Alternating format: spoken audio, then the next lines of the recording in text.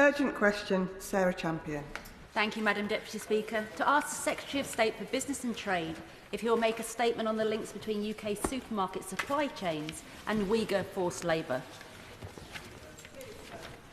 Thank you, Madam Deputy Speaker. The UK addresses forced labour in global supply chains under Section 54 of the 2015 Modern Slavery Act.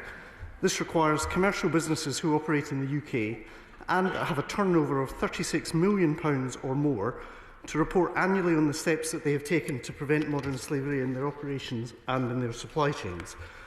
The purpose is to provide transparency where businesses monitor their supply chains with rigour, are open about their risks and mitigations, listen to their workers and act when they do find issues. In addition, the Department for Business and International Trade takes a number of steps to address forced labour within UK supply chains. We negotiate and implement forced labour and modern slavery provisions within our Free Trade Agreement programme.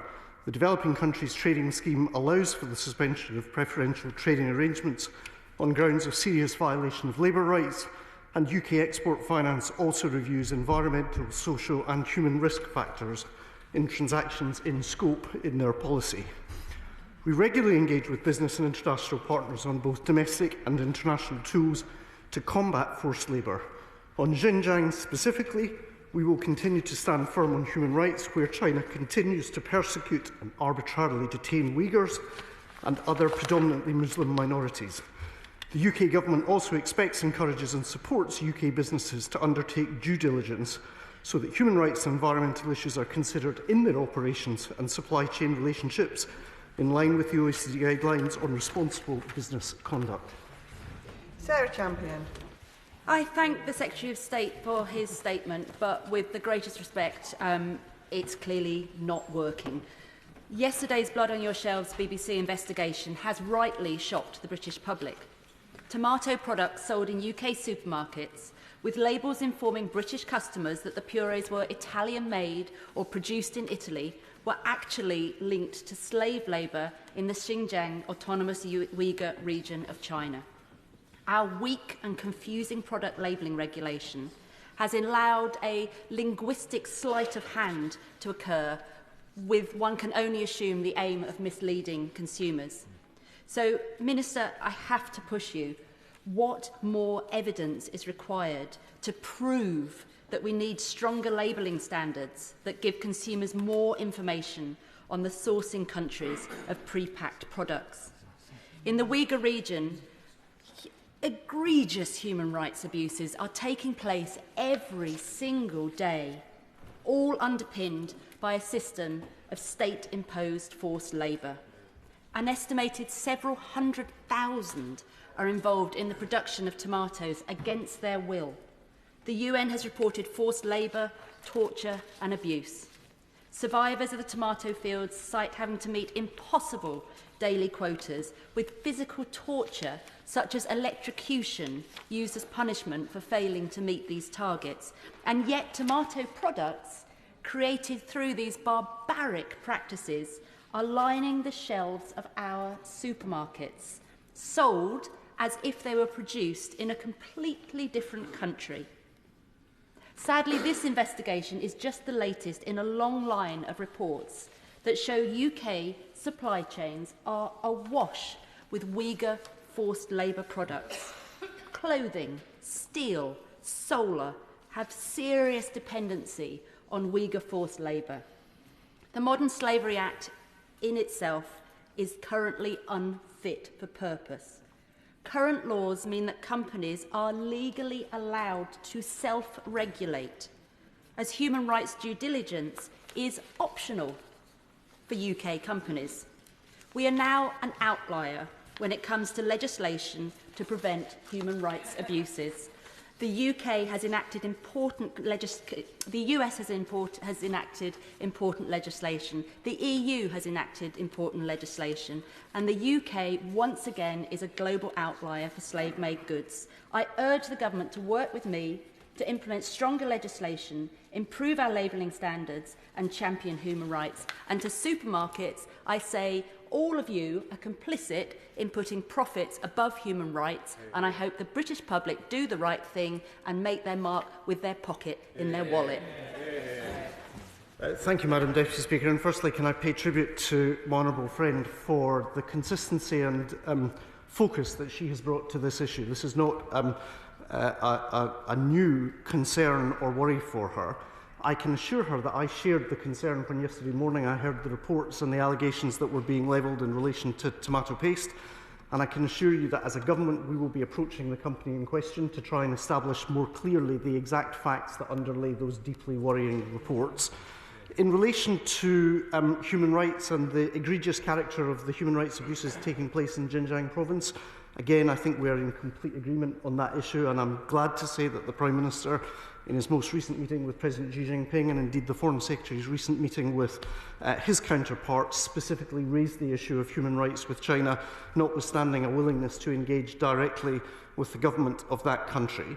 In relation to the work that we are doing, the formal position of the government remains that we expect all companies to conduct business responsibly in line with the OECD guidelines for multinational businesses on responsible business conduct and the UN guiding principles on business and human rights. She made specific reference to the legislation that has been passed in the United States. In the United States, in the European Union, in Canada and Mexico, there has been introduced legislation or in the process of introducing legislation specifically for import bans to prevent such goods from entering their markets in the first place. And I can assure my honourable friend that we're reviewing the impact of these measures to help inform what should be the UK's approach. Madam Minister Dame Harriett Baldwin. Thank you, Madam Deputy Speaker. And can I start by congratulating the Honourable Lady on securing this urgent question and also welcome the Right Honourable Gentleman back to Parliament as well as to his place. The human rights abuses taking place against the Uyghurs in Xinjiang are egregious, as the Honourable Lady said. In government, we took robust action, leading international condemnation and sanctioning individuals and an entity involved to tackle the problem at source. We also took further measures to make sure British companies are not involved. These included the introduction of export controls and financial penalties for organisations who fail to meet their obligations under the Modern Slavery Act.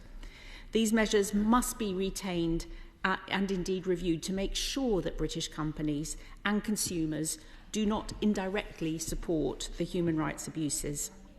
The Minister said that the new government is committed to the measures introduced by the last Conservative government, and he also mentioned that 2 weeks ago the Prime Minister held a bilateral meeting with President Xi.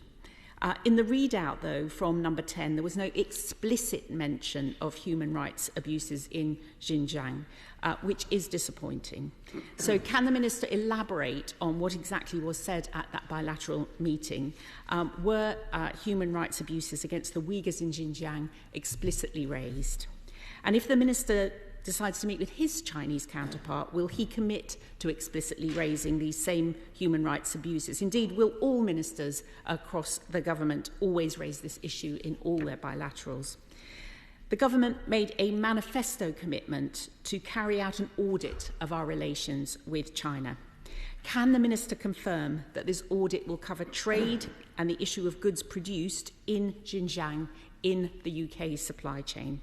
And can the Minister also confirm whether the impact of the accelerated rollout of electric vehicles and solar panels and the 2030 decarbonisation target will also be audited? In its so far unsuccessful mission to grow the UK economy, Madam Deputy Speaker, will the Minister agree that that growth must not come at the price of restricting our condemnation of human rights abuses in China? Thank you, Madam Deputy Speaker, and thank you to the Opposition spokesperson for her characteristically kind and generous words welcoming me back to Parliament and indeed to the dispatch box. There did feel to be a certain tension between the two first questions that we heard, with my honourable friend observing the need for radical transformation of the legislation that was in place, and on the other hand the opposition spokesman asserting that that was adequate, although she did drift into demanding a review of her own legislation after only 5 months in opposition. So I think we should instead try and find common ground rather than score points. In relation to human rights, I can assure the Honourable Lady that the Government stands firm on human rights, including on Xinjiang, where China continues to persecute and arbitrarily detain Uyghurs and other predominantly Muslim minorities. This includes raising our concerns at the highest levels with the Chinese government and coordinating efforts in international fora to hold China to account for human rights violations. She asked specifically where the issue of the Uyghurs has been raised as a human rights issue. During the recent Human Rights Council in September, the UK signed a US-led joint statement on Xinjiang and called out China's persecution of Uyghurs and restriction of civil society, urging China to engage meaningfully with the UN Office of the High Commissioner for Human Rights and implement the recommendations made in its assessment. The government also conducts independent visits to areas of major concern where possible and supports NGOs in exposing and reacting to human rights violations. On previous occasions, when as a government minister I have visited China, I have of course raised human rights and would continue to endeavour to do so. And in relation to her rather ungenerous observations in relation to the growth mission, I think it is perfectly possible for a government to set itself a clear ambition to raise the trend rate of growth of the UK economy and continue to be a strong and powerful advocate for human rights in China and elsewhere. Joe Morris. Thank you, Madam Deputy Speaker. Like many, I was very concerned to see the report that the Honourable Lady referred to. Does the Minister agree with me that forced labour is a threat to supply chains and to the resilience of our economy, not just in our food sector, but across our entire economy? Yeah. Mr. Speaker, I'm in full agreement with my honourable friend. For businesses to be able to invest and thrive, they need confidence in their supply chains. That's why we're establishing a new supply chains task force in government. This task force will work to assess where supply chains critical to the UK's economic security and resilience, including those in the growth sectors identified in the industrial strategy, could actually be vulnerable to disruption. The task force will ensure that government works with business to address these risks, including by exploring wide-ranging policy solutions and other mitigations. Liberal Democrat spokesperson Daisy Cooper. Thank you, Madam Deputy Speaker. May I also congratulate the Honourable Lady for securing this urgent question and welcome the Minister back to Parliament and to his place. Food labelling and food safety are some of the most important issues for our diet and for our health. They allow consumers to make informed choices, ensure food is safe and is consistent with consumers' ethical and moral beliefs. I'm very pleased to hear the Minister say that the Government will be looking at the impact of legislation in the US, the EU and others, particularly where it may involve import bans against products that have been produced using forced labour. May I just press the Minister to ask what is the timetable for doing that review? Madam Deputy Speaker, can I thank the Honourable Lady for her observation and the characteristic calm wisdom with which she spoke about issues on which I think there's a high degree of consensus across the House. It is appropriate that 5 months into government we review the effectiveness of the Modern Slavery Act, which in its day was clearly a pioneering piece of legislation and commanded support across the House. In that sense, that review is informed, and that desire to understand the impact of the Act is informed by more recent innovations that have taken place, such as in the United States, the EU and Canada. So I can assure the Honourable Lady that along with the trade strategy that we're publishing, the industrial strategy that we're aiming to publish in the spring, we are already considering quite carefully the critical elements of other legislation and seeing if and whether there should be scope for strengthening the approach taken by the UK. John Slinger. Deputy Speaker, does my right honourable friend agree that the self-regulation, as referred to by my honourable friend, the member for Rotherham, is often a euphemism for minimal or indeed no regulation?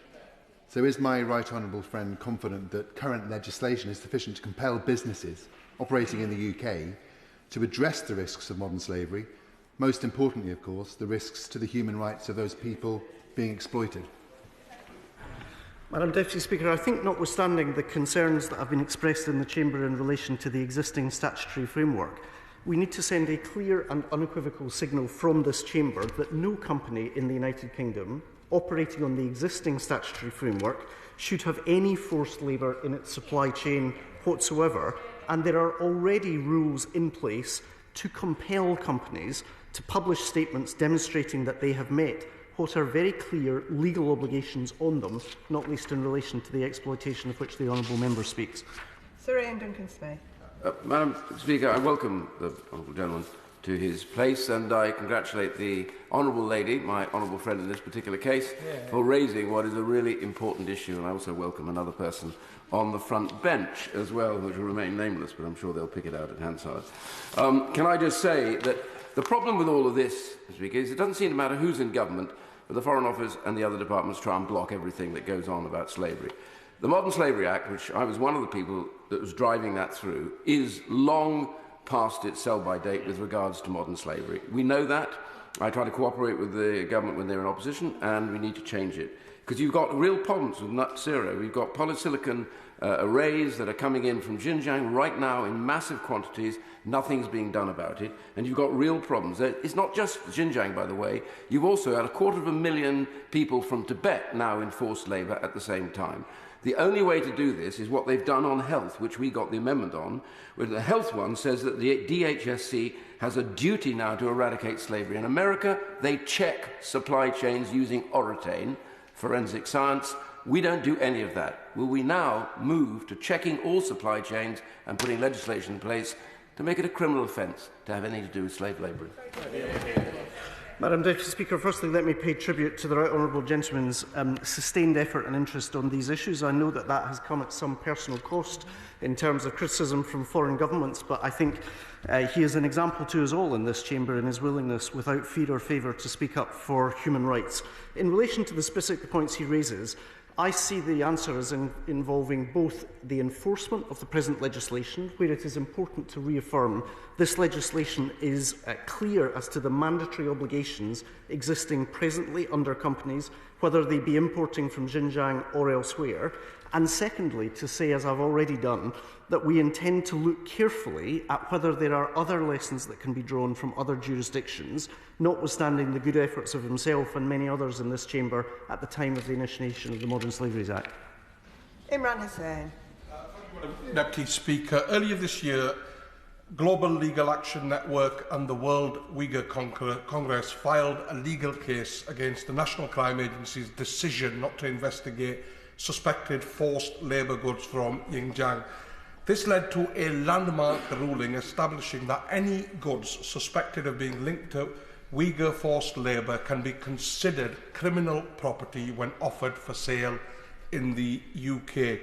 So, can the Minister outline what measures the government has taken in light of this landmark decision, and can he further outline what protection and accountability measures are in place with regards to UK businesses still involving themselves with goods from forced labour? Madam Deputy Speaker, it's important to draw a distinction between the legislative approach that some other jurisdictions have taken, which have named particular countries and particular provinces in relation to the abuse of human rights, and the statutory foundation on which British business is expected to conduct itself, not least in relation to modern slavery and threats to the supply chain. In that regard, notwithstanding the ruling of which the Honourable Gentleman speaks, the obligations on these companies predated that ruling and are set out very clearly in the Modern Slaveries Act. Dame Karen Bradley. Thank you very much, Madam Deputy Speaker. When the Modern Slavery Act was introduced in 2015, Section 54 was indeed world leading. We were the first country, the first developed country to introduce any such legislation. But other countries have taken the lead ahead of us. I have been raising for many years now the US hot goods provisions, which have been referred to already today. But can I urge the Minister to look at a form of regulation that would put the onus on the importer to prove that there was no forced labour within the product before they were ever allowed to even enter the UK supply chain, as we have in the US? Can I thank the Honourable Lady for her question and again pay tribute to the work that she and others have done both during and after the passage of the Modern Slaveries Act. The Government recognises the landscape has changed since the Modern Slavery Act was introduced, and the Government is committed to tackling modern slavery through government and society approach, a holistic approach, one that places victims and survivors of this serious crime back at the centre of our work. I can assure the Honourable Lady that we are considering all of the committee's recommendations that has recently been published in relation to this issue, and we will issue a response to the particular Select Committee report in due course. And in addition to that, we are considering what elements of other legislation are relevant to the work of the Modern Slaveries Act as it is presently constituted. I'm very willing to accept responsibility for the last 5 months. I'm conscious that she's been making these pleas for longer than that, and those questions might better be directed to her side of the House.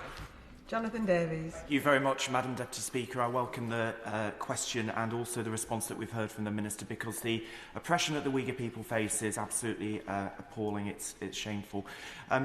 Changing nature of supply chains, the changing nature of retail mean that this is going to be an evolving issue as we move forward. Can I encourage the Minister to keep those relationships under review, to reach out to retailers and distributors so that our response changes in the light of the situation that we face?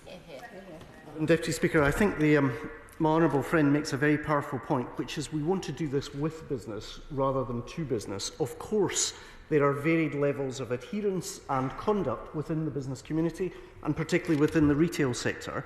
But my overwhelming sense is that responsible retailers want to get this right, as surely as there a consensus in this House that we need to get this right.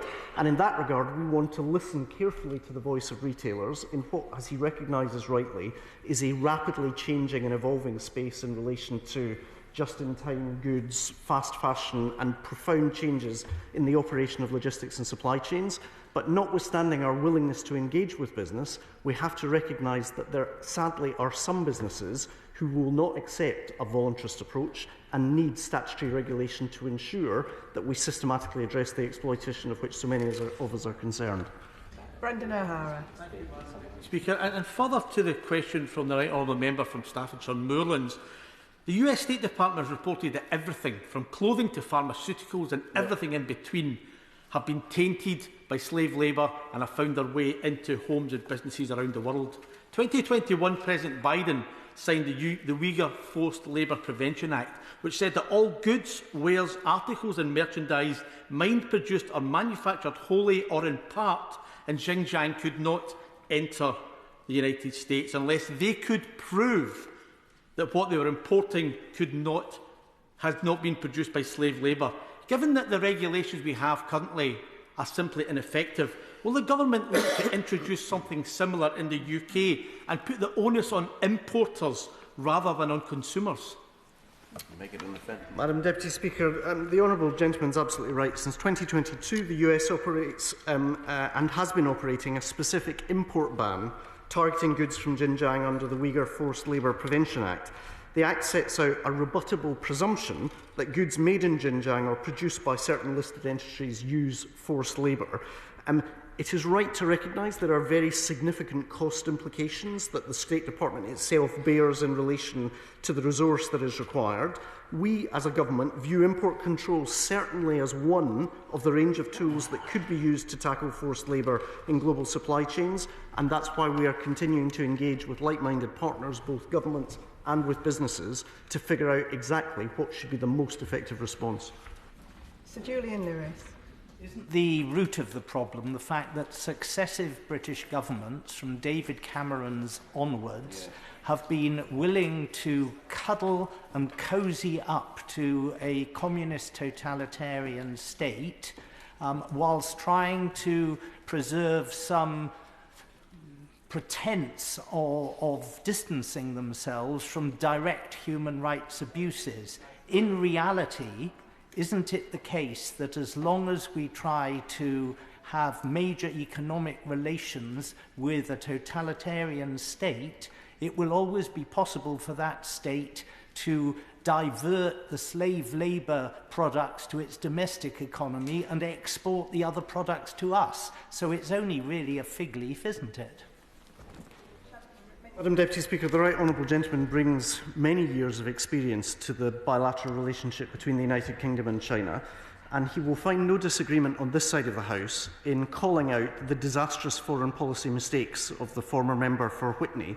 We seem to have ended up with the worst of both worlds in relation to China. Firstly, credulous naivety during the so-called golden era, with the Chancellor and the Prime Minister not recognising rightfully the appropriate national interest of the United Kingdom. followed by a period when the United Kingdom almost uniquely seemed to be in the deep freeze. The last time a Prime Minister of this country met with the President Xi Jinping, I understand, was under the former member for Maidstone. So in that sense, that's neither clear-eyed and capable of communicating influence, nor is it capable of raising the kind of human rights issues that we want to see. It feels to me that the responsible course for a British government is to recognise, frankly, the complexity of the bilateral relationship, the fact that there are significant trade dependencies, there are significant geopolitical challenges, and the right and responsible course is the approach that's been taken since July the 4th. The Prime Minister meeting with Xi Jinping a couple of weeks back, but very clearly saying that will be on the basis of both a pragmatic engagement and a clear-eyed sense as to where Britain's national interest lies. Alas, we haven't seen that clarity or that steady stewarding of British national interest over the last 14 years. I'm relieved that in the Foreign Secretary and the Prime Minister, I think we've brought a different dimension to the relationship in the last 5 months.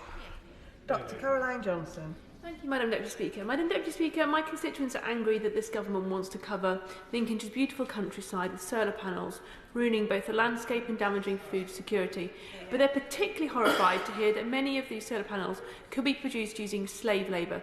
He's talked about increased import controls as a way of preventing that.